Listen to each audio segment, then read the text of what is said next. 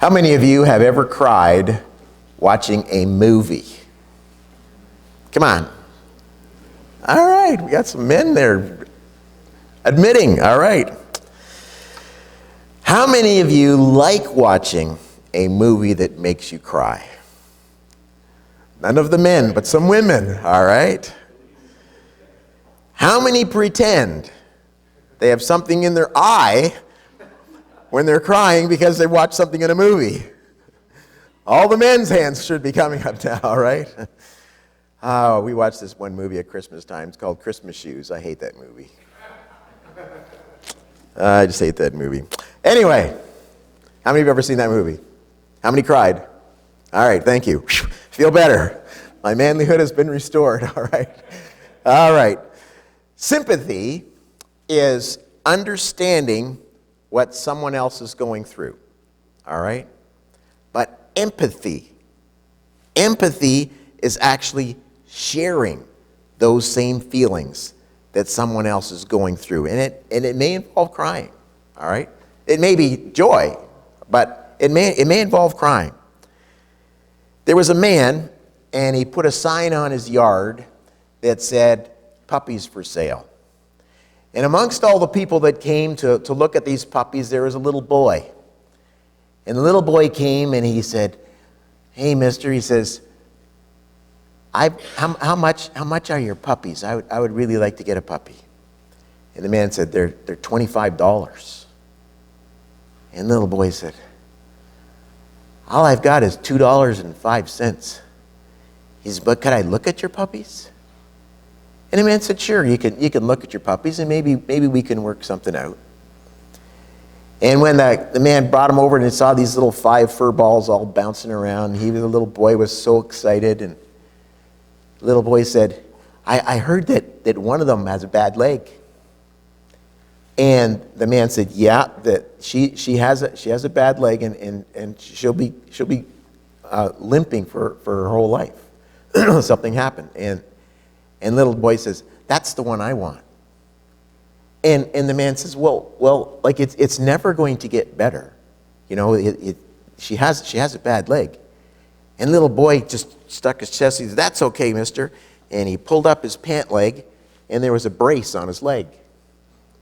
He said, "I know what it's like," he says. And he says, "I'll bet you it's going to take a lot of love and a lot of care for that puppy." He says, "That's what I got." He says, "And it's not tough. You know, it's not easy being crippled." He says, "But I'd take good care of that puppy." And that man looked at that little boy and he said, "Here, you can take the puppy." He said, "I know that you'll take care of the puppy and forget about the money. You can have him." Empathy, all right? Just seeing what that is. At Berean, we are family because we love one another. At Berean, we are family because we communicate with one another. At Berean, we are family because we help one another. And at Berean, we are family because we protect one another. At Berean, we are unified because we work together. At Berean, we're unified because we grow together. At Berean, we're unified because we laugh together or rejoice together. We saw last week. And at Berean, we are unified because sometimes we even cry together.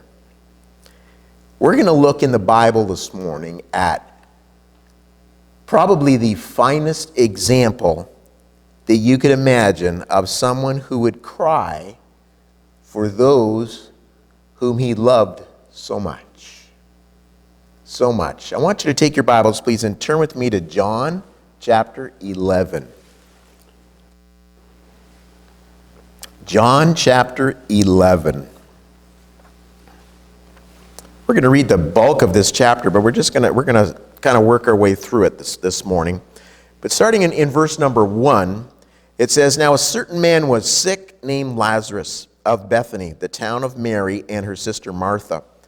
It was that Mary which anointed the Lord with ointment and wiped his feet with her hair, whose brother Lazarus was sick." And if we were to jump over to John chapter 12, we would have that episode, that account of when Mary comes in and she weeps on Jesus' feet and wipes his hair where and puts an anointment on there and wipes it with her hair. All right? But as we go here in verse number 3, it says, therefore his sisters sent unto him, saying, Lord, behold, he whom thou lovest is sick. And when Jesus heard that, he said, the sickness is not unto death, but for the glory of God, that the Son of God might be glorified thereby. I want you to see this, what Jesus is saying here. Look what he's saying. He says, this sickness is not unto death, but here's what I want you to see. But for the glory of God, that the Son of God might be glorified thereby. You know what Jesus is saying? He's saying, I'm God. I am the Son of God. And we're going to be glorified here. So for those that would say that, he's just a good man or he's just a prophet, well, Jesus himself claims to be God. And if he wasn't who he said he was, you know what? We have nothing. But he was who he said he was. He is who he said he is. He's God. All right? And we have such a great amount to be thankful for, that he would love us so much to come for us. But I want you to show something here. Verse number 5, it says, now Jesus loved Martha and her sister and Lazarus. And he shows this love for these three. The purpose was to glorify God, what was going to happen here. And he loved these people so much, it was going to cause them some pain. The purpose was not to cause them pain. The purpose of what he was going to do and what he was going to show as they came and the message came to Jesus where he was and said, the one whom thou lovest is sick. Lazarus, your good friend Lazarus is sick. And Jesus says, you know what? This is just for the glory of God. Sometimes we get hurt. Sometimes we get hurt in serving the Lord. Sometimes we get hurt in circumstances around us. And it's not that God wants us to give us pain, but he wants to be glorified. We are here on this earth for the main purpose of what? For God's pleasure, to glorify him. All right? We are here for him. He created us. Not for us. He created us for him. And his purpose in this here, it shows here. Now Jesus, verse 5, now Jesus loved Martha and her sister and Lazarus. What was going to happen here? Yes, it's going to cause some pain, but that's not his purpose, all right? When he had heard, therefore, that he was sick, he abode 2 days still in the same place where he was. Then after that saith to his disciples, let us go into Judea again. His disciples say unto him, Master, the Jews of late sought to stone thee, and goest thou thither again? And Jesus answered, are there not 12 hours in the day? If any man walk in the day, he stumbleth not, because he seeth the light of this world. But if a man walk in the night, he stumbleth, because there is no light in him. These things said he, and after that he saith unto them, our friend Lazarus sleepeth, but I go that I may awake him out of his sleep. Then said his disciples, Lord, if he sleep, he shall do well. You're sick, what do? Lay down, have a sleep, all right? Howbeit Jesus spake of his death, but they thought that he had spoken of taking rest and sleep. Then said Jesus unto them plainly, Lazarus is dead. And I am glad for your sakes that I was not there, to the intent ye may believe. Nevertheless, let us go unto him. Again, his purpose is to glorify God, all right? Then said Thomas, which is called Didymus, and I explained that a couple weeks ago that this name Thomas and Didymus both mean the twin, all right? But then this is what he says. He says, unto his fellow disciples, let us also go that we may die with him. What is Thomas talking about? Let us go that we may die with him. Well, back up in verse number 8, it says, his disciples say unto him, Master, the Jews of late sought to stone thee, and goest thou thither again? And so Thomas is saying, the disciples says, well, if we go back there, there's a chance that they might want to kill you. And Thomas says, let's go that we may die with him. That's not what we remember Thomas for, is it? If I was to have asked you before we read this, and I'm sure you've read this passage before, but if I was to ask you before that we read this, what do you think of Thomas? What comes to mind when you think of Thomas? We automatically think of doubting Thomas. We think of it in John chapter 20 and verse 25, it says, and the other disciples therefore said unto him, we have seen the Lord. But he said unto them, except I shall see in his hands the print of the nails, and put my finger into the print of the nails, and thrust my hand into his side, I will not believe. That's what we remember him for. But that's not all that Thomas was about. You know, there's a basic Bible principle that warns us of this very thing. It warns us that sin leaves a mark. Now, Thomas, in what he said there in John chapter 10 or chapter 20 and verse 25, he didn't actually do anything, but what he said is what we remember. It's what we remember. Remember David? Here's a neat example. David was a man of God. And even in one little brief epitaph, we might say, of David, in 1 Kings chapter 15 and verse 5, it says, because David did that which was right in the eyes of the Lord, and turned not aside from anything that he commanded him all the days of his life. Doesn't that sound like some powerful man? And he was a powerful man. But after that, it says this, save only in the matter of Uriah the Hittite. David was a man of God, but you know what? He messed up when he committed adultery with Bathsheba, and he had Uriah the Hittite killed. And David's remembered for both those things, because sin leaves a permanent mark, just like it did with Thomas. Here's Thomas telling us here in John chapter 11, let's go with Jesus and we'll die with him. Does that sound commendable? But we don't even think of that. We think of him as doubting Thomas. When we look at David here, and it says, save only in the matter of Uriah the Hittite. Did God not forgive David? Yeah, David was forgiven by God. Absolutely he did. But you know what? Life does not have a reset button. Wouldn't it be nice if it did? And we say something and we just rewind back and try that again, and oop, didn't work. Let's rewind back again and get it right the third time, okay? Or do something, and we can back up. But life does not have that. It's not a game with a reset button. Sin has consequences. There were several consequences to David's sin. The first one right off the bat, when the baby was born, the baby died. He was around for a little while. I don't know how long that he was there for, how long he lived for. It wasn't just at birth that he died. There was a time period where David was on his knees before God, begging God to spare his son, and God said no. All right? It cost his son his life. It cost a lot of other things that happened as well.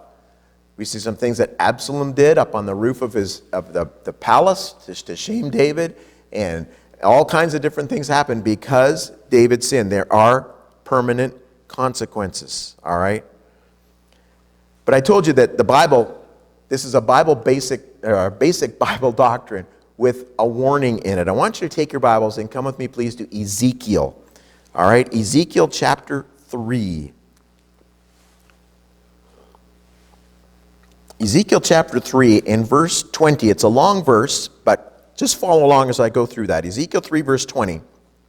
It says, again, when a righteous man doth turn from his righteousness, just like what David did. A righteous man turned away from his righteousness to do something else. So let me back up again. Again, when a righteous man doth turn from his righteousness and commit iniquity, and I lay a stumbling block before him, he shall die, because thou hast not given him warning. He shall die in his sin, and his righteousness which he hath done shall not be remembered. But his blood will I require at thine hands. God says, if a righteous man turns and he does something vile and evil, and God tries to stop him and he doesn't change, and God takes him out, you know what he's going to be remembered for? The evil that he did, and not all the good stuff that he'd done before that. None of that will be remembered, because that's what happens. You see, this ties in, all right, with us being family, because we protect one another. Sometimes that protection is protecting ourselves from ourselves, all right? And that's why it says there in verse number 20, it says, when a righteous man doth turn from his righteousness and commit iniquity, and I lay a stumbling block before him, and he shall die, because thou hast not given him warning, where we are supposed to protect one another, and we let that person carry on in that sin. Because thou hast not given him warning, he shall die in his sin, and his righteousness which he hath done shall not be remembered. But his blood will I require at thine hand. Why? Because we didn't do anything to try to stop him. We didn't try to warn him. God says, we're going to hold you responsible. But that's why we had Berean, we protect one another, sometimes from ourselves, all right? Some sins, I'm going to get to this in a little bit here, but some sins can never be lived down. I know David sinned other sins, lots of other sins, all right? But the one he could not live down was what he did with Bathsheba, all right? Some sins can never be lived down. God will forgive. Society will not. And consequences will follow, even though we are forgiven. Thomas is remembered, as we look in John chapter 11, for something, not something that he did, but something simply of what he said. He was willing to die. Think of the quality, or however you want to put this. Think of the weight here. I'm willing to die, but he wasn't willing to believe. Wouldn't you think the willing to die would outweigh the not to believe? But that's not how it works. All right? The good, the righteousness that he hath done will be forgotten, because that's where he was. And we remember the one thing. Now, Thomas got it right. And we keep going back. We keep remembering that the whole phrase is there. You type in doubting in your Google thing, and I'll bet you the first thing that'll come up will say doubting Thomas. That'll come up. You don't even put Thomas in there, and it'll come up. All right? That's what he's remembered for. When I read the account of when Jesus came back to Thomas and gave him the opportunity to put his fingers in his holes in his hands and the hand in his side, I can just sense the empathy that the fellow disciples had for him, realizing that he had stuck his big mouth into something that he can't handle. I would think Peter would have been probably one of the ones that would probably felt most empathy for him, understanding he'd done the same sort of thing himself a few times. But you can feel that the empathy is there. But I want you to understand, point number one here is that sin leaves permanent marks, all right? Sin leaves permanent marks. And our responsibility as family is to protect out of love. Now, if you're still in Ezekiel, I want you to look at verse number 21, Ezekiel 3:21. So it talks first off of this righteous man who stays in his sin, and in verse number 20, and nobody warns him, and he dies. That's what he's remembered for. But look, verse 21. Nevertheless, if thou warn the righteous man that the righteous sin not, and he doth not sin, he shall surely live, because he is warned. Also, thou hast delivered thy soul, because it was my responsibility to say something to him, and I did not. All right? Now there's another possibility. What happens if he's going to do what's wrong, he's living what's wrong, and I warn him, and he does it anyway? Okay, there's basically three scenarios here. He's doing something wrong, I don't say anything, and he dies. It's my fault. He's doing something wrong, I warn him, and he turns. I've done what I'm supposed to do. What if he's doing something wrong, or she's doing something wrong, and I warn him, and he says, and does it anyway? Verse number 19. Yet if thou warn the wicked, and he turn not from his wickedness, nor from his wicked way, he shall die in his iniquity, but thou hast delivered thy soul. It's important that we protect one another. Because as family, and we talked about this back a few weeks ago, as family, we protect one another, okay?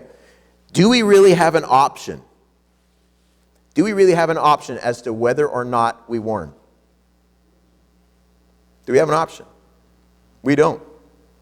If we don't warn, we're in the wrong, okay? It's really quite that simple. But I really want to focus this morning on point number 3, okay? This point number 3 is, at Berean we are unified because we cry together. So let's go back over to John chapter 11. But I wanted to look at that when we see here with Thomas and what he wanted to do. And we forget about that. But let's start back there, number 16, verse 16. It says, Then said Thomas, which is called Didymus, unto his fellow disciples, Let us also go, that we may die with him. Then when Jesus came, he found that he had been lain in the grave 4 days already. Now Bethany was nigh unto Jerusalem, about 15 furlongs off. Now a furlong is about 660 feet, 1/8 of a mile, so it's roughly about 2 miles, a little less than 2 miles, a little more than 3 kilometers. That's how far away they were, all right? And many of the Jews came to Martha and Mary to comfort them concerning their brother. Then Martha, as soon as she heard that Jesus was coming, went and met him. But Mary sat still in the house. Then said Martha unto Jesus, Lord, if thou hadst been here, my brother had not died. But I know that even now, whatsoever thou wilt ask of God, God will give it thee. Jesus saith unto her, Thy brother shall rise again. And Martha saith unto him, I know that he shall rise again in the resurrection at the last day. Jesus said unto her, I am the resurrection and the life. He that believeth in me, though he were dead, yet shall he live, and whosoever liveth and believeth in me shall never die. Believest thou this? She saith unto him, Yea, Lord, I believe that thou art the Christ, the Son of God, which should come into the world. And when she had so said, she went her way and called Mary, her sister, secretly, saying, The Master is come and calleth for thee.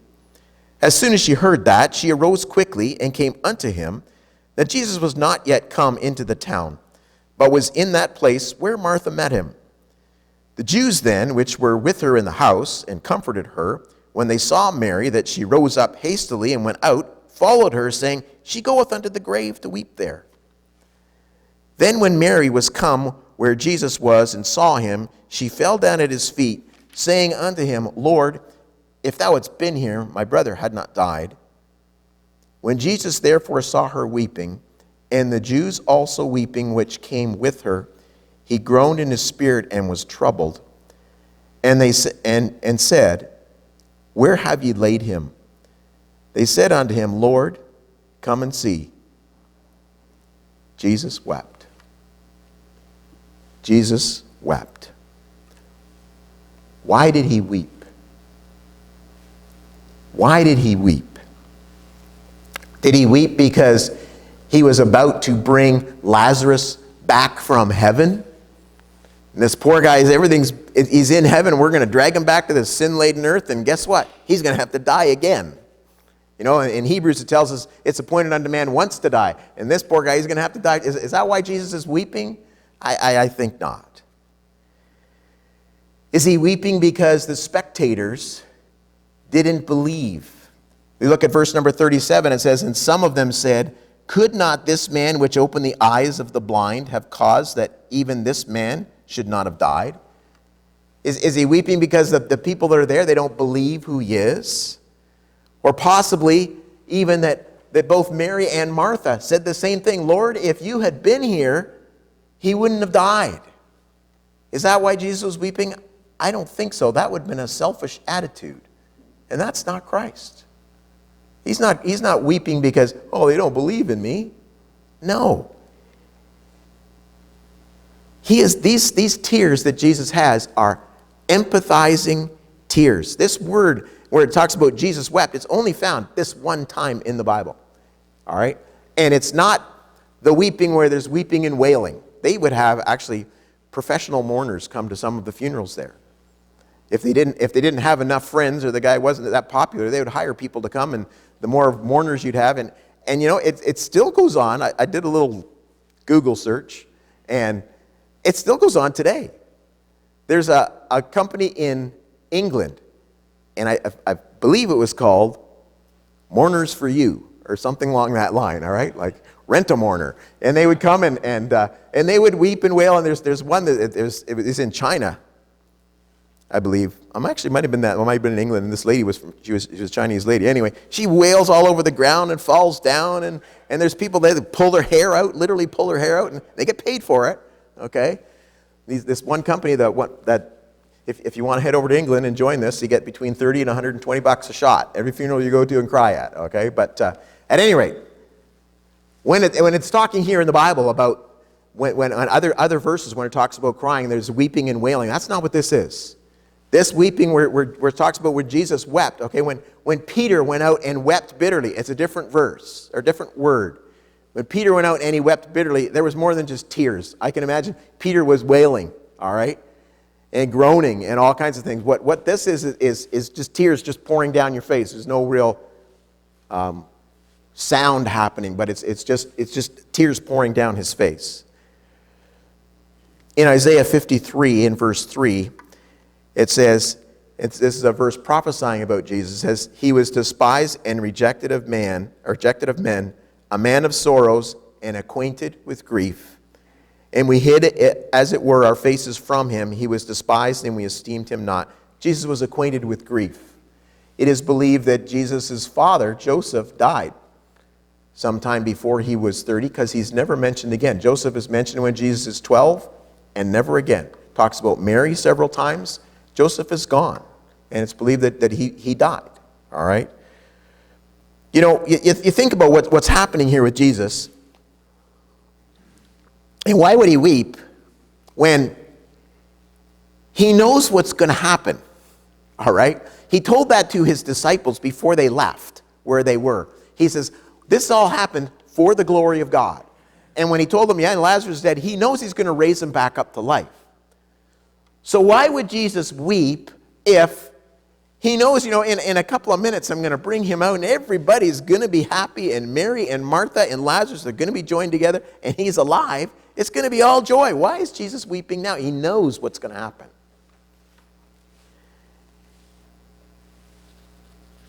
But he wept. He wept, empathizing tears with these people. All right?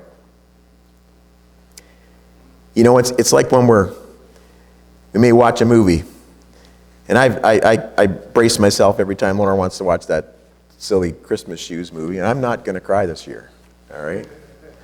I've almost succeeded a couple of times, but you may realize that it's only a movie. It's just a dumb movie and a song about his mom going to see Jesus tonight, and takes you down, but it doesn't stop with the empathy when you get in it. And here's Jesus, his love and his care for his friends, for these people who, in a very, very short time, he is going to give his life for, be tortured for, be beaten for, be mocked for. And he has this empathy for what they are feeling. It's so much more than just Jesus wept. You know, kids, they want to memorize this verse. So I got a verse I can memorize. Jesus wept, John 11:35, you know. And everybody in this room, I can imagine even when the adults that were here when they were kids, they were so proud of them. So, yeah, I know a verse. John 11:35, Jesus wept.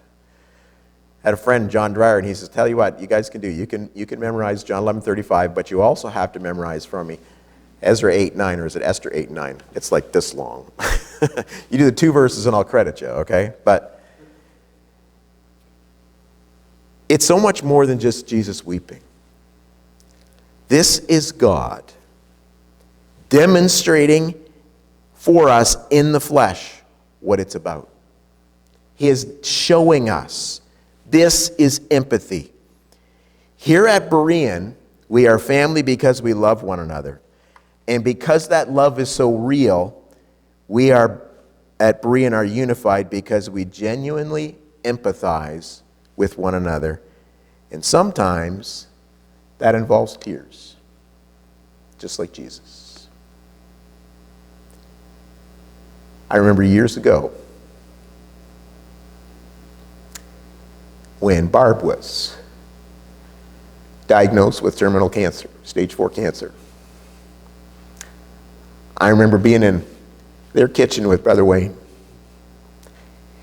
and we were hugging one another and we were both crying. You know why? We at Berean are unified because we empathize with one another. Sometimes that means crying, sometimes that means laughing. But there's that big, rough, tough truck driver there, he was crying. And so was the big tough firefighter giving him a hug.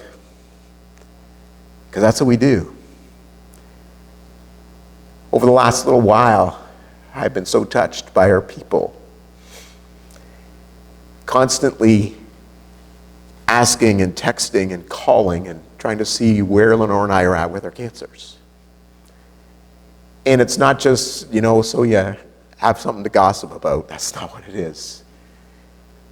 You can tell when there's real love, real concern, real rejoicing on some good news, real worry when it's bad news, because it's empathy.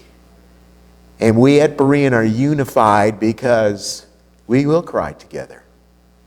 We will rejoice together. We will grow together. We will learn together.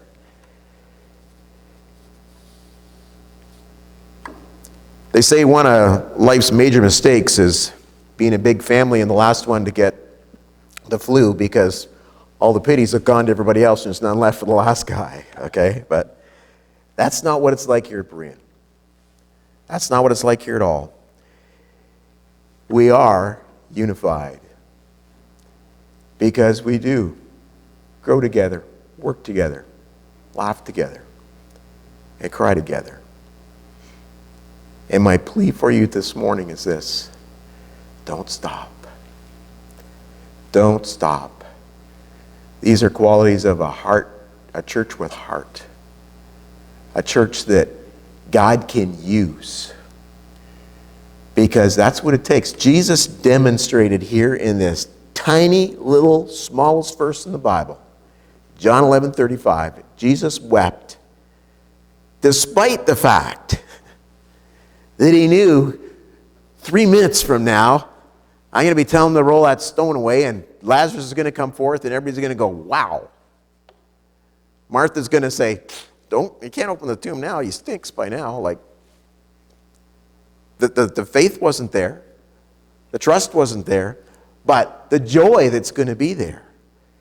And then the leaders tried to kill Lazarus out of there because he was living proof of what Jesus could do. But I want you to just focus on those as two little words. Jesus wept. Empathy. Empathy. At Berean, we've got empathy. We've got empathy. Let's pray.